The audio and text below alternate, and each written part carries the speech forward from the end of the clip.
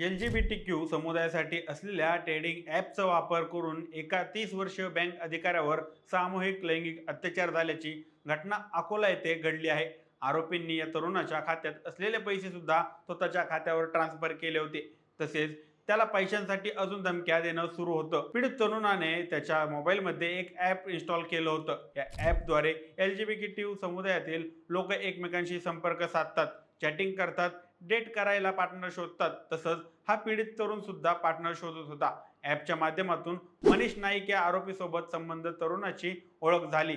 त्यानंतर 14 जूनला आपण शहराच्या बाहेर कुठेतरी भेटू असं ठरलं. ठरल्यानुसार पीडित तरुण आणि आरोपी मनीष नाईक भेटले आणि कारमधून शहराच्या बाहेर असलेल्या हिंगणा फाट्याजवळ गेले. त्या ठिकाणी दोघांनी संबंध प्रस्थापित केले. हा संपूर्ण व्हिडिओ पाहण्यासाठी दैनिक राज्य लोकतंत्रच्या YouTube चॅनलला लगेच सबस्क्राईब करा. व्हिडिओ कसा वाटला खाली कमेंट बॉक्समध्ये आम्हाला नक्की कळवा. धन्यवाद.